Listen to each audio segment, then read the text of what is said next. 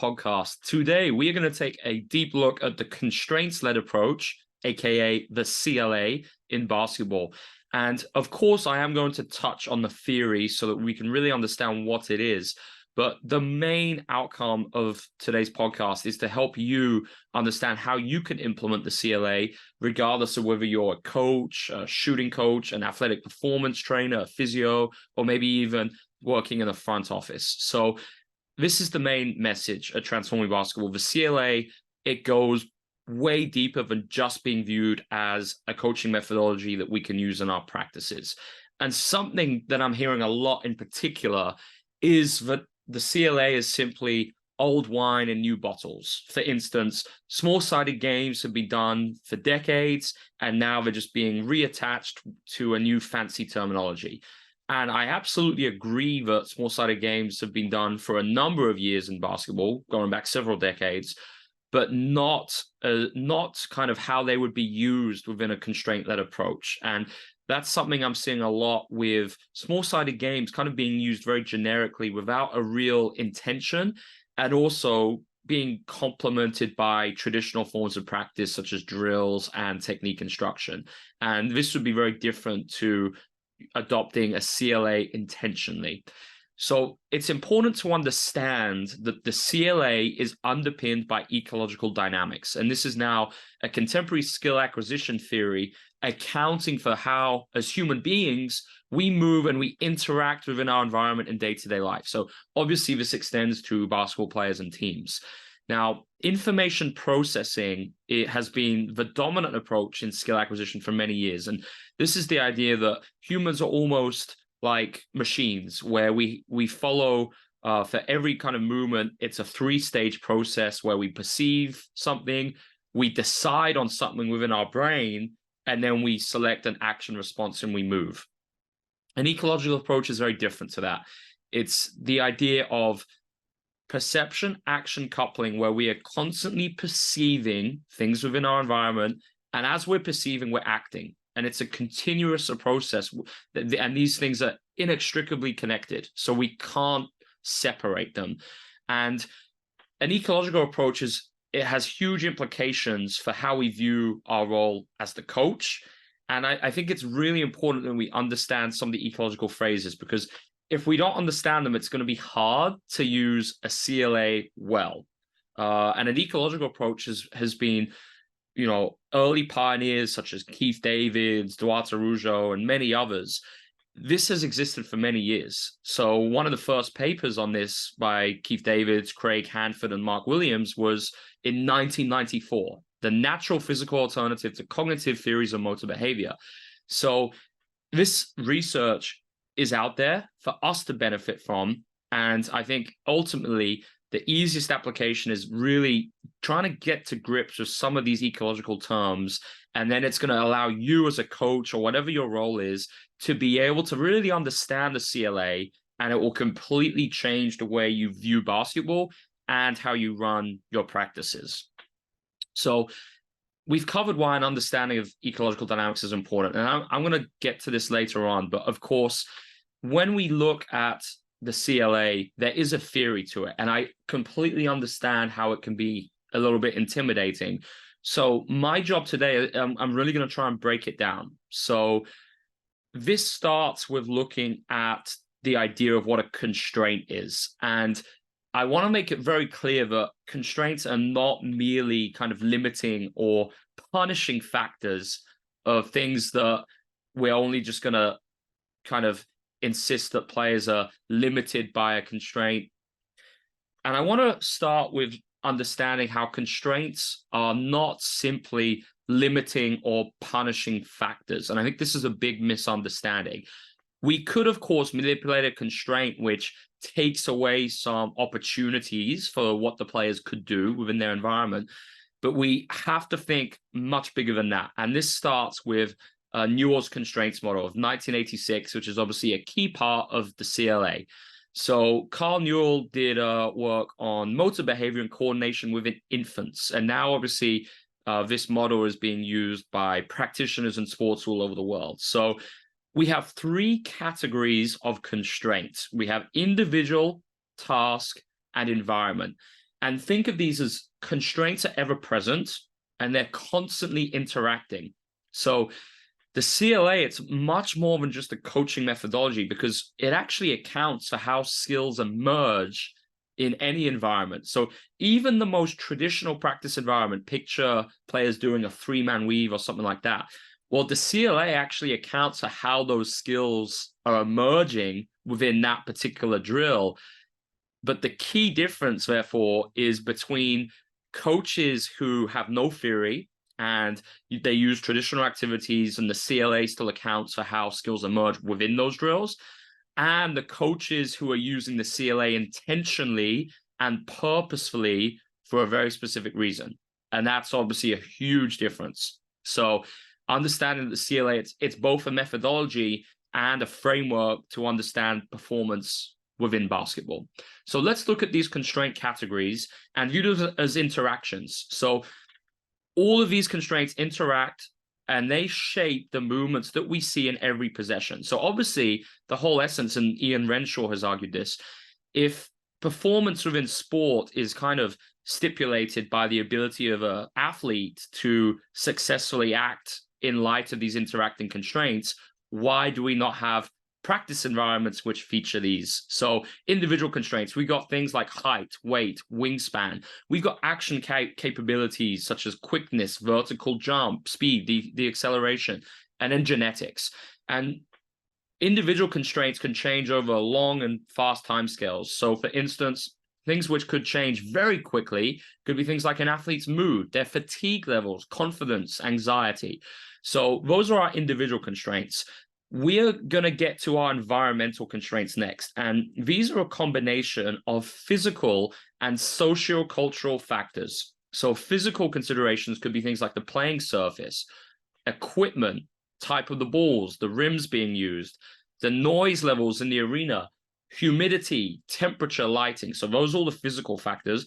And then socio-cultural, things like the values of an organization that a player is on, the culture within the team, their friendship group, their family, agent, social media influence. Maybe it's a professional playing in a contract year.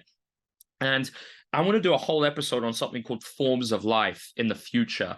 And the best example I can give you as to the influence of environmental constraints and why they're so important is Brazilian football.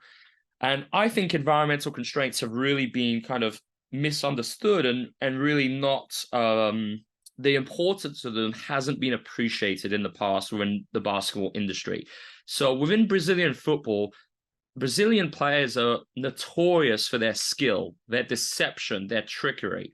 And I think we often see that in basketball and we assume that these things can just be taught, but we don't understand the rich context and the background and, the presence of these socio-cultural historical constraints, which actually lead to those skills emerging. So a lot of research has been conducted looking at, why may Brazilian football players play in this way?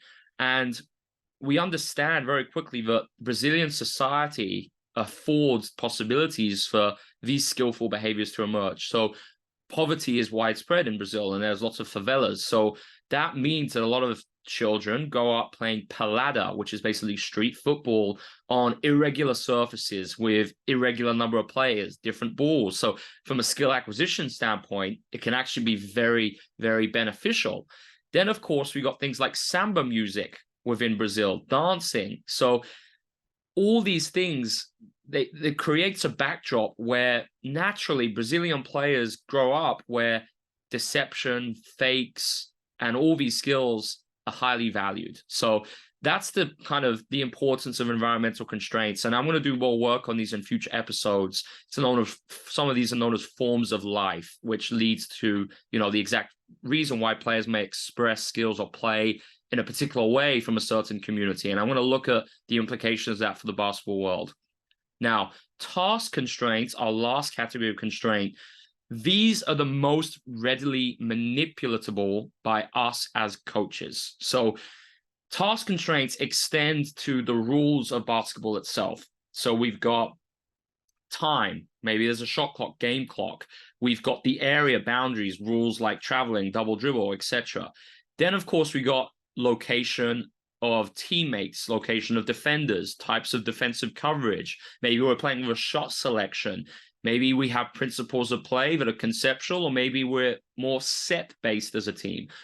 Now, critically, within the practice environment, I'd say some of the most kind of important task constraints would be how are players beginning a small-sided game? What's like the start position? What's the number of players within the game? What's the scoring system that we're using? How are we delivering feedback as the coach? So these, of course, we have the most control over. But the whole essence of the CLA is that we understand that manipulating these three constraint categories leads to different skills emerging. And I spoke about the essence of an affordance in episode 2, an opportunity for action. So within the game of basketball, the affordance landscape, the affordances that players encounter are constantly changing. So picture a pick and roll. Maybe a player might perceive an affordance to reject. A defender takes that away. A new affordance may appear. Maybe an opportunity to split before the pick. Maybe an opportunity to dribble over the pick. Maybe a passing option. So the whole idea of the CLA is that we are manipulating constraints not generically, but to amplify specific affordances that we want to expose our players to within the practice environment. And I think with what this naturally kind of progresses to is understanding what skill is. And I've got a definition here from Duarte Arujo and Keith Davids, two pioneers within the ecological space. And they state how skill is not a possession acquired by an individual, nor a fixed property of the performer, but rather a dynamically varying relationship captured by the constraints imposed by the environment and the resources of a performer. So in other words, skill is emergent. It's not something that's acquired, stored, or internalized like we have traditionally coached over many decades. Skill emerges as a result of these constraints interacting. So therefore, we have to think as we are manipulating these constraints within the practice environment, different movement solutions are going to emerge. And that is our role as the coach. So this is not devaluing the role of the coach. And I think some people have felt that that's the case with the CLA and it's a very hands-off approach. It's really not, because our role of the coach is more important than ever, because if we are manipulating constraints well, we can have a huge impact on the development of our players. So Stuart Armstrong of the Talent Equation podcast has previously spoken about, as a coach, when we're manipulating constraints, we might dial some things up and dial some things down. So it's just like a DJ's kit. So it's just like a DJ's booster kit so it's just like a DJ's deck where sometimes we might want to amplify affordances and expose players to more of something, and other times we might not. So we have to manipulate constraints for a reason. So let's look at some examples of common constraint manipulations within small-sided games. So firstly, we could change how an activity starts by changing the starting positions of maybe a ball handler, teammates on offense, as well as defensive players. So that's a very common one.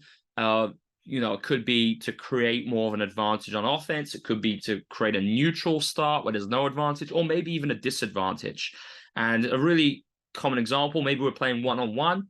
And what you typically see within a traditional approach or a games approach when one-on-one is played is players will always drive from the same locations. Well, within a CLA, we want more variability. So the players will be changing location every time. And even going from places like the corner and places that they normally wouldn't go to if it wasn't highlighted to go from changing locations. How many players are in the small-sided game? That's a very obvious one. Could be more offense. If it's an advantage situation, could be less, could be equal, 1-on-1 to 5-on-5. The area played in. So a smaller area is going to make it more challenging for the offense, but more representative. So for instance, if we're playing a 2-on-2 or a 3-on-3, if we are playing in the whole half of the half court, it's not representative. Whereas maybe if we constrain the space to 1/3 of the half court, it's going to be more real based on what players will encounter within the game. The defensive coverages, maybe we are in a small-sided game and the defense have a choice of 3 coverages to use, and they have to change coverage every time. Maybe we say you can't use the same coverage twice in a row, or maybe we just play against one coverage because we need to work on executing it better defensively or punishing it offensively. And it could even be the offensive triggers used. That could be another example of constraint manipulation. Maybe we have a choice, maybe we're confined to one and we really want to amplify affordances off a screen away or a pick and roll. And lastly, the point system. So this is a big part of the CLA. It could be weighted scoring, awarding bonus points for certain behaviors, and whatever it is we want to emphasize. So a really easy one, shot selection. A lot of coaches will have done this. If we want to encourage rim finishes and threes, we could devalue the mid-range, or we could award 5 points for a score in the smile, in this restricted area. So those are task constraints. Let's get to individual constraints. And for me, the big one here is changing the matchups and the teammates frequently within the practice environment. So picture our one-on-one. Finishing against a 7-foot help defender is going to lead to a very different movement solution emerging compared to a 6'3" help defender. And likewise, trying to dribble past a really explosive 6-foot guard will be very different to a 6'10" big. So what we want to do is constantly change these matchups as well as the teammates that players are playing with. So something I did at college prep is we had one coach whose job would be constantly making sure the players moved around. So traditionally, when coaches do drills or small-sided games, players just stay at their basket until the next activity or the groups change. Instead, we kind of want a free kind of conveyor belt where players just move back and forth. And why? Well, we want different interactions to develop more skilled players, as opposed to, solely playing against the same people every time. We want them to be more adaptable as performers. Now, if you're an athletic performance coach, or maybe you're a mental skills coach, obviously what you do in those fields, well, you can actually directly manipulate individual constraints. An effective CLA athletic program could obviously increase the vertical ability, the quickness of the players, as could something like a mindfulness program, help players with breathing, mood, anxiety, etc. Environmental constraints are the last one. Best example, playing loud music in a gym.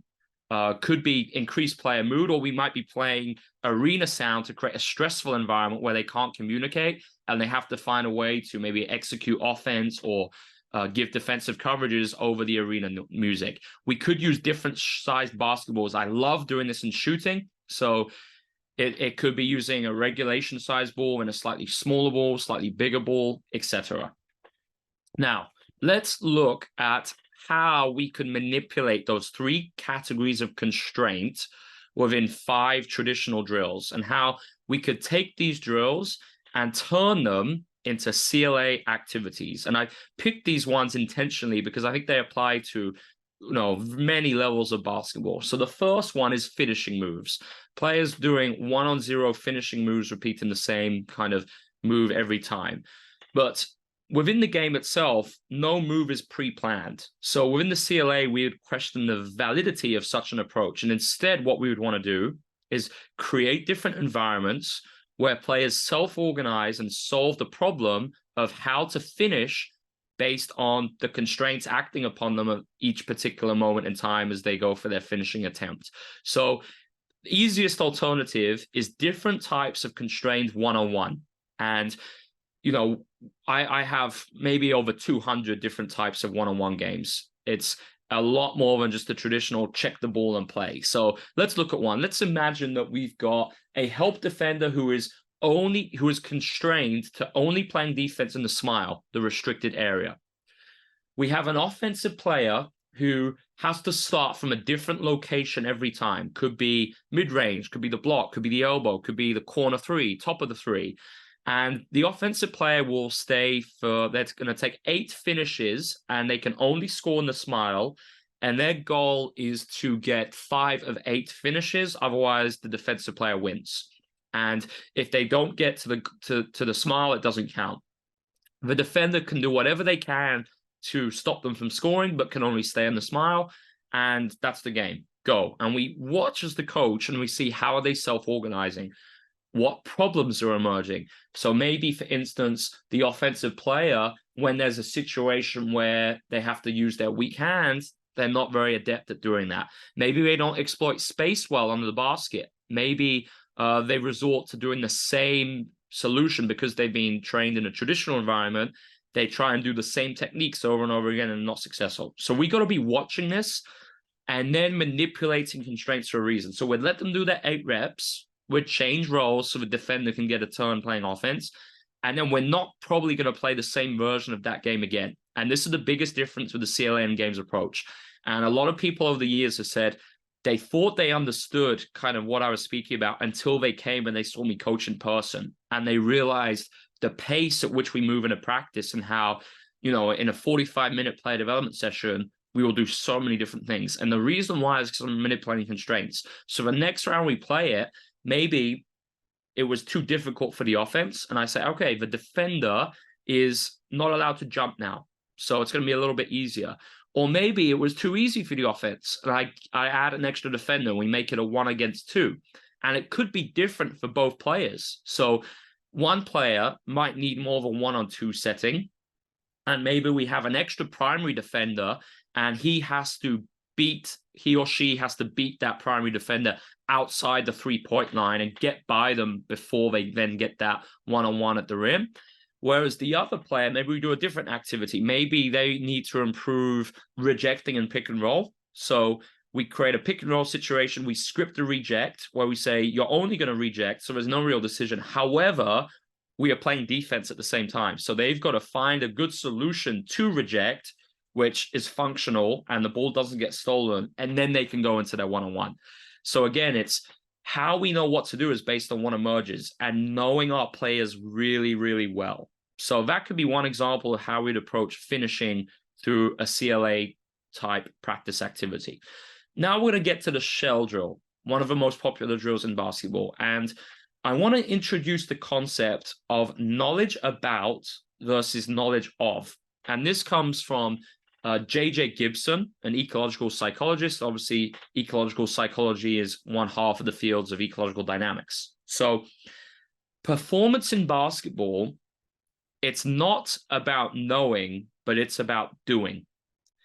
So what I mean by that is traditionally we see a lot of drills like the shell drill, where as the coaches, we believe that we are getting the players prepared to succeed within the game by giving them lots of information, telling them what we're going to do, how we want to play, and then kind of really repping it out in very sterile practice environments.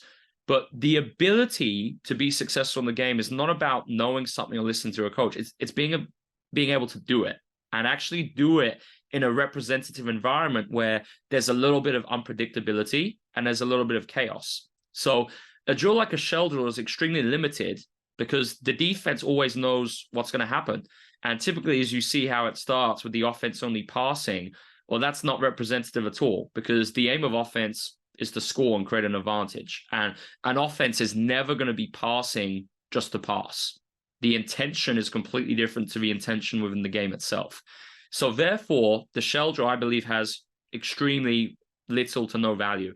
And when Gibson spoke about knowledge about, he referred to how that is, players potentially giving replies and, giving correct answers to coaches. It could be things such as in the film room. It could be basically anything related to knowledge about basketball that isn't actually embodied and done within a performance or practice environment. And that's what knowledge of is. It's actually the players doing it and showing it within a small-sided game that is somewhat representative, aka it's got defenders, or in the game itself. So as coaches, we need to strive to develop knowledge of as opposed to knowledge about. And I think a lot of the time we confuse that by saying something to the players, we assume we've coached it and we assume they know it and then be able to do it. But it means nothing. What we really need to be looking for is, are players actually doing this and maybe demonstrating this principle of play effectively within the practice environment? Because if they're not doing that, it's probably not going to transfer. So this is why the shell drill is very limited, because it's a knowledge about drill. It doesn't develop any element of knowledge of whatsoever. So what can we do to fix that using the CLA? Well, we're going to need to play live and have defenders in there who can move in a somewhat representative way. So obviously, if we want to use coaches in a pro team, fine. But let's try and get some coaches in there who can, create an affordance landscape that's somewhat real to what the game will present. Now, we could do this 4-on-4, and I think that could be a good starting point. But remember that the rotation in 4-on-4 is completely different to 5-on-5. So we also, we need to get to some 5-on-5 with this. And what we could do is give the offense an advantage. And maybe we have corners and 45, so your regular kind of shell spacing, but the offense will always begin in a different place. So it could be 45, could be corner. And the defense who defends the ball handler that starts behind them, so there's an advantage. Soon as the offense goes, the defense have to rotate and try to go back to neutral and lose the advantage that the offense start with. And that would be a very representative way we could work on defensive rotations. Now, what could we do to change constraints, make that more variable? Well, I think we need to change the spacing of the offense. Very rarely will the offense ever be corners, 45s every time. So that means we could say the task constraint is every rep you need to be in a new space on offense. So we might have a 3-side and then one player in the weak side corner. We might have a dunker field, 2 corners, 1 player at the top. Always got to be different. Then, of course, we need to get to 5-on-5. So an example of that could be, okay, we're going to start with a side pick and roll with a 2-side ahead, a single side behind. Defense, you must allow the ball handler to reject, and then it's live from there. So now we're developing knowledge of. We're creating an environment where players can actually apply defensive principles of play in a representative manner, which is far more likely to be similar to what they actually experience within the game itself. Now, something I understand with the shell is it looks good, and coaches feel like it's good to get rehearsal reps. But again, when we understand knowledge about versus knowledge of, we see the difference. And if you really see a value to players kind of executing other coverages within a shell, well, you could just constrain it. So you could say before the offense goes live, maybe there's 1 pick and roll that the defense has to defend. Or maybe you say, and it's a surprise, you quickly get the offense in, they stay 3 reps in a row, and the defense gets 3 reps. And you whisper to the offense, all right, these are the 3 triggers you're going to use, and let's see if the defense can guard it. And it's live immediately. So maybe the first one is a pick and roll in the middle, and we see if the defense can prepare the coverage. Maybe the second one is a stack pick and roll, aka a Spain. And maybe the third one, it's something completely different. Maybe it's a pistol. So what we want to do is be unpredictable. And that's the biggest problem I have with the shell. It's not unpredictable. The defense always knows what it is. And we need this level of variability and a surprise if we really want to see how these concepts are going to transfer to the game. Spot shooting. Easiest way to start here is just have a defender start with the ball and always have them come from a different place. So they could be behind the shooter, could be in front, diagonal, side on, and they're going to be giving different passes every time. Could be high, low, with spin, bounce pass. The shooter is always going to change range and location on every shot. Even if it's just taking 2 steps, that is going to promote more variability. And when the defender passes it from different distances, they're going to close out and try and contest or block the shot. Easy. 8 shots and change. Now, how can we manipulate constraints more on that? Then maybe next time we say, okay, now you're only shooting 3s and you have 1 dribble, but you can only shoot a 3. So now players will have to self-organize and find ways, if they don't think they can shoot the catch and shoot, how they can maybe find a way to stay outside the 3-point line to get an extra point, maybe use a slide dribble, maybe use a step back. All these different things will emerge. Maybe we have 2 offensive players, 2 shooters, 1 defender. They can't move. They can only shoot or pass. They have 2 passes to get an open shot. So now we've got a pass decision and a shot decision. We've got some different affordances within this 2-on-1. So that would be a CLA approach to shooting. And it's still lots of repetitions. If we're doing that 1-on-1, we get loads of reps. The key difference is it's not repetition after repetition. It's Bernstein's concept of repetition without repetition, which is very important. 5-on-0 offense. So the biggest problem with no defenders is there are no offensive affordances. And when we go on air, we suggest to the players that they need to run offense from the perspective of running patterns. And that's not the goal of a good offense. The goal of a good offense is to create scoring opportunities at every part of a set. So even if running a conceptual offense, the whole idea of a conceptual offense is that players create advantages based on what the defense gives them. So if we don't have the defense and we insist that players just run patterns, it defeats the object of the offense. So the easiest alternative is literally just adding some defenders. It could even just be 3 defenders who can play defense in a variable way and change their coverages and also do surprising things. So, sometimes they might randomly trap a ball handler. Sometimes they might leave the worst shooters open and see how the other players respond. They might be alternating pick and roll coverages every possession. And this is exactly what we want. We want a level of unpredictability, and we want players who are attuned to advantage creating affordances during every part of an offense. And the last one we're going to look at today is the warm-up. So traditionally, what we see in the basketball world is routines, movements, and dynamic stretches.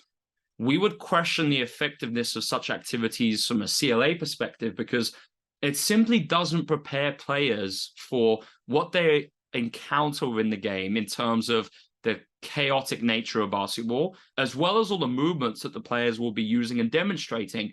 So instead of these routines, which kind of get players experiencing a very narrow range of movement solutions, we want them to experience a very wide range of movement solutions. So this could be doing things like tag games, which players of all levels love.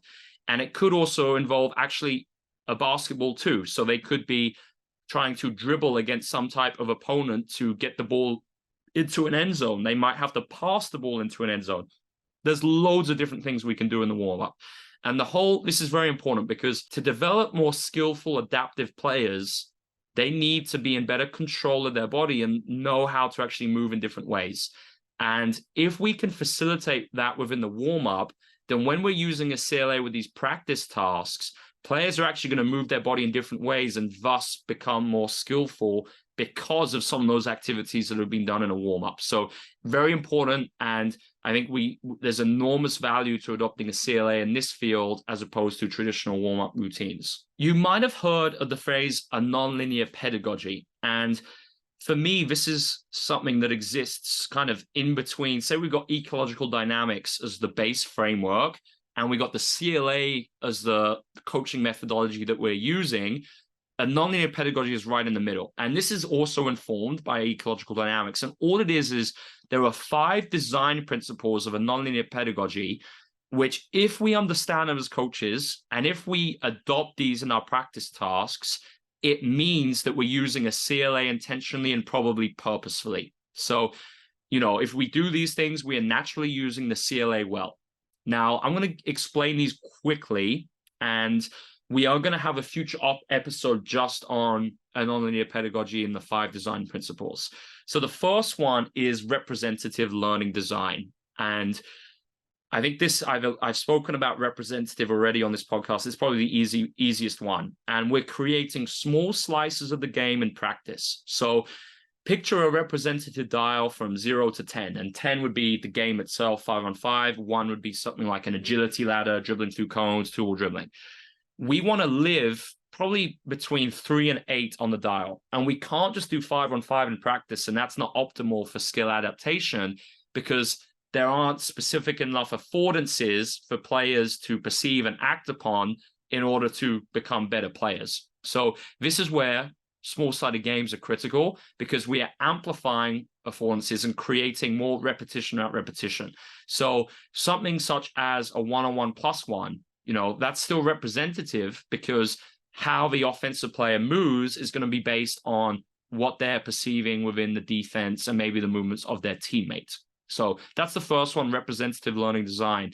Second one I'm going to get to is relevant information movement couplings. And this is kind of linked to task simplification. So what I mean by that, how players move in the game of basketball is based on the players coupling their movements to specifying relevant information. For instance, a player will perform a crossover of some type, maybe if they perceive space to go to a particular side of a defender, or if they see a defender reaching to try and maybe steal the ball. So when we remove that information, we insist that players just do the move without the information. Well, players are coupling the movement to non-specifying information. There's nothing there in their environment to dictate that the crossover was a good solution. And that is how players move in the game, is constantly coupling information to, and how players move in the game is constantly coupling their movement to relevant information. So this means we can't use things like cones or practicing on air without defenders. We got to find a way to create specifying information which will actually shape how players move in a similar manner to the practice to what they encounter in the game. Third one, constraint manipulation. So purposefully manipulating constraints, not just manipulating constraints generically or for a reason. I've spoken about this already. So I think this is a very important one, and we've got to be watching, observing, and understand the intention behind why we might be using a constraint versus just doing it to fill time in a practice or to create a small-sided game. Functional variability. So I've already spoken about the power of variability a lot, and I think the idea of functional is key, because what we want is we want players who can express functionality in their movements. So as opposed to finishing in one way or with a few different techniques that have been taught, skilled players can finish in a plethora of different ways. It's the same with passing. It's the same with dribbling, shooting. So how we develop this functionality is through variability in all the things I mentioned today. And that's what a skilled player is. It's someone who can be functional in many different parts of the game, as opposed to merely applying a fundamental and one kind of very specific rehearsed technique, which might not fit the situation that a player encounters. And the last one is attentional focus. So this is the idea of using an external focus of attention versus internal. Now, what we see traditionally, especially when we're teaching moves, is a lot of coaches correct technique. But the research tells us that when we try and give this internal feedback, it's actually detrimental to performance.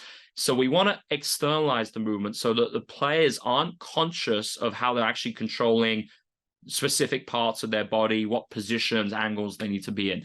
And a lot of this, the work in this space comes from Gabrielle Wolf, great researcher. She produced a lot of this material, and we will do a podcast on external versus internal at some point in the future. Practical example, instead of telling a player how to shoot with their body, we could just cue them, saying shoot higher, or maybe try and score a Brad, back rim and down. So as we wrap up today's podcast, I just want you to think about why we manipulate constraints. And it's got to be for an intention, for a reason. And for me, there are two obvious reasons. One, to develop principles of play. So maybe we have some offensive and defensive principles of play, or manipulating constraints could cause for those to emerge, and we can develop those principles in a small-sided game. Secondly, in response to an obvious weakness within individual players. So, this is where we can really individualize the CLA and have different start activities, different constraints being used for different players.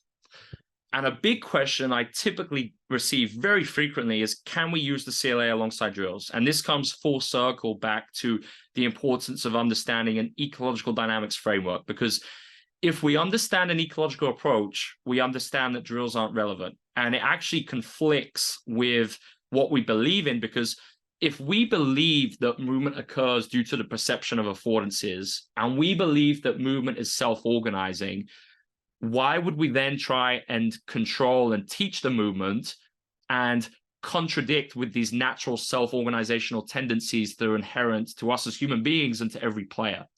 So that is why I don't see a case of drills first, then the CLA, because it's incompatible theoretically. And instead, we want self-organization from the very beginning. We want to create environments where perception-action coupling is kept integrated from the very beginning through applying those 5 principles of a nonlinear pedagogy, which I just shared. So practical applications as we conclude today. And I want to look at the idea of how the CLA can be applied with beginners, youth, and collegiate and professional teams, these different levels of basketball. So with beginners, I think the concept of task simplification is key. And we spoke about it when I mentioned relevant information movement couplings, dribbling through cones and all this stuff. It's not preparing players in an environment where they can become skillful. So we have to think, how can we simplify versus removing defense? So it could be the defense has one hand, or they have a few steps they can use, or there's a bigger space to play in. Maybe there's 2 baskets to score on. We have to be creative.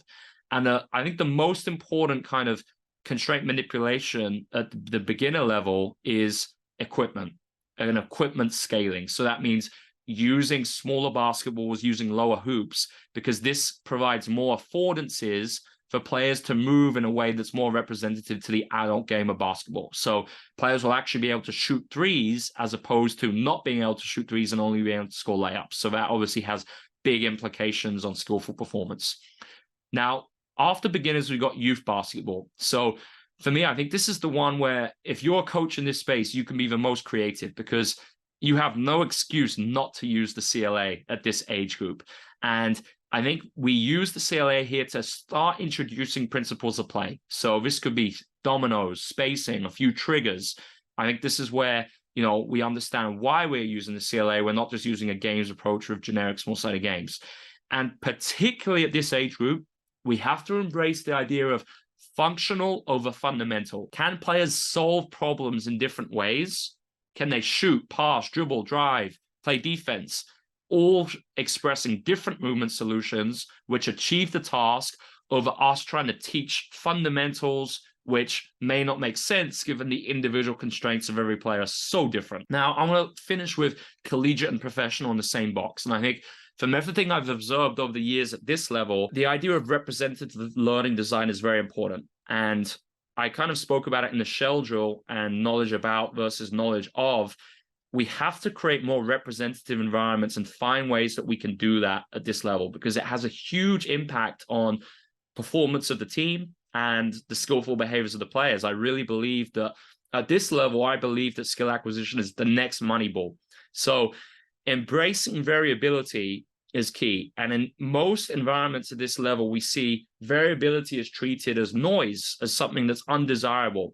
But we got to understand that not only is variability essential to performance in basketball, but it's actually required. If we want players to become better, we need to find ways to amplify variability in practice as opposed to putting players in these very specific routines and movement pattern executions. Now, there are 2 papers I would recommend if you're interested in the ideas I shared today and really want to help, you know, and you really want some of these terms to become like second nature and you want to start maybe using them in your practice. These 2 papers I would recommend as a starting point. And these are, number 1, understanding how athletes learn, integrating skill training concepts, theory, and practice from an ecological perspective. And this was done by Fabian Otter, Keith David, Sarah Kate Miller, and Stephanie Clapp. And the second paper, advice from pracademics of how to apply ecological ideas to practice design. And this is by Jia-Yi Shao, Craig Morris, Chris Botton.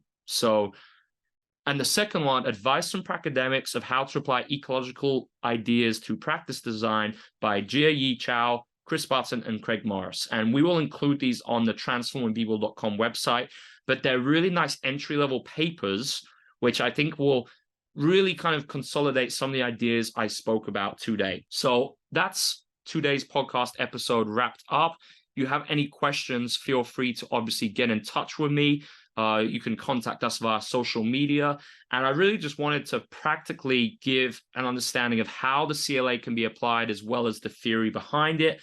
And obviously, with everything we're sharing over Transforming Basketball, we're going much deeper into these ideas and really showing you how we can constrain purposefully for a reason versus not having any specific intention as to why we are using the CLA.